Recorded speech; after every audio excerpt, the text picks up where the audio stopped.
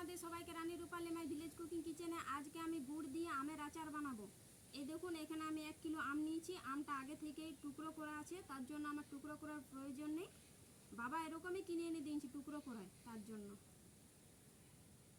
সবার প্রথমে আমি উনুনটা আগে ধরিয়ে নিয়েছি আমি। এরপর আমি এর মধ্যে কড়াই বসিয়ে দেবো।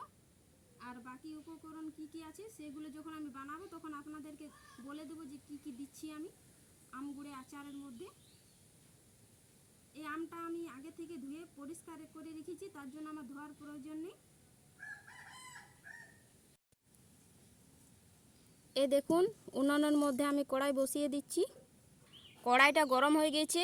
এরপর এর মধ্যে আমি মশলাগুলো দিয়ে ভেজে নেব। গোলমরিচ, ধনে, জিরে একই সাথে মিক্স করা আছে। এটা আমি 3 চামচ নিলাম।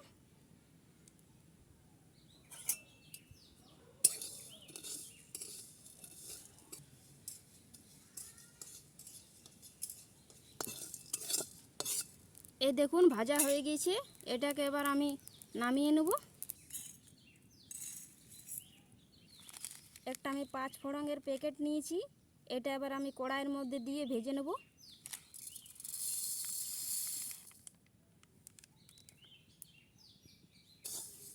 পাঁচ ফোড়ন ভাজা হয়ে গেছে। এটাকে এবার আমি নামিয়ে নেব।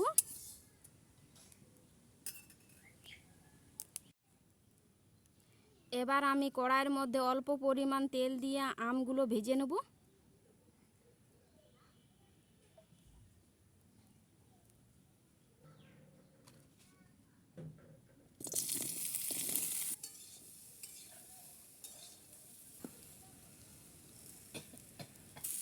আমের গায়ের মধ্যে যে জলটা ছিল সেটা শুকিয়ে গেছে। এবার এটাকে আমি নামিয়ে নেব। কড়াই আমি আবার বসিয়ে দিলাম। কড়াইয়ের মধ্যে অল্প পরিমাণ জল দিয়ে দেব। কড়াইয়ের মধ্যে আমি এ কারণে জল দিলাম, কড়াইয়ের মধ্যে গুড় দেবো, গুড়টা যেন ভালোভাবে গলে যায়। এবার আমি গুড়টা শিলনোড়ায় থেতো করে কড়াইয়ের মধ্যে দেব।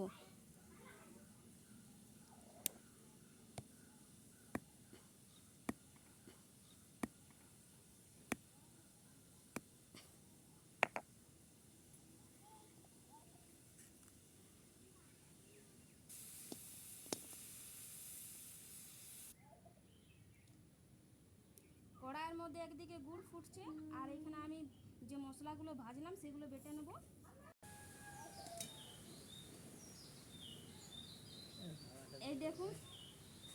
এই দেখুন ভাজা মশলা গুঁড়ো করা হয়ে গেছে।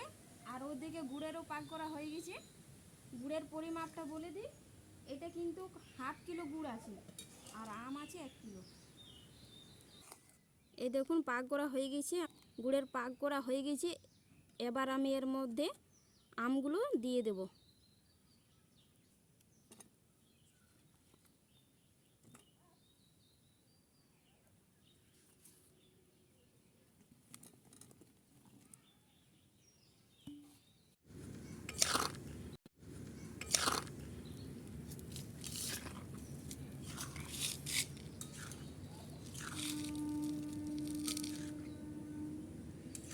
এরপর এর মধ্যে আমি ভাজা মশলা আর বাকি উপকরণগুলো দিয়ে দেব। এবার আমি এর মধ্যে দিয়ে দিচ্ছি ভাজা মশলা গুঁড়ো। এই লঙ্কা গুঁড়োটা অনেক ঝাল, তার জন্য আমি 1/2 চামচ দিচ্ছি লঙ্কা গুঁড়ো।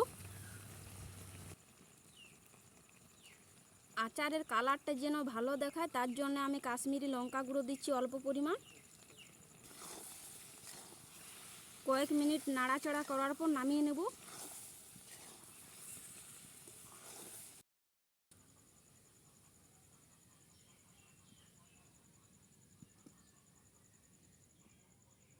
ঠান্ডা হয়ে যাওয়ার পর কৌটোর মধ্যে ভরে রেখে দেবো, তা না হলে কাচের জারের মধ্যে ভরে রেখে দেবো। ভরাটা আপনাদেরকে দেখাতে পাচ্ছি না, কারণ সন্ধ্যা হয়ে এসেছে। আমাকে সন্ধ্যা দেখাতে হবে, মানে ধূপ দেখাবো আমি। আম গুড়ের আচার ঝালটক মিষ্টি তৈরি হয়ে গেছে। কীরকম হয়েছে আপনারা আমাকে কমেন্ট করে জানাবেন। এখনও পর্যন্ত আমার চ্যানেলটিকে সাবস্ক্রাইব করেননি তো সাবস্ক্রাইব করুন, পাশে থাকা বেল আইকনটি প্রেস করুন। আম গুড়ের আচারটি লাইক করুন, শেয়ার করুন। সবাই ভালো থাকুন, সুস্থ থাকুন। নমস্কার।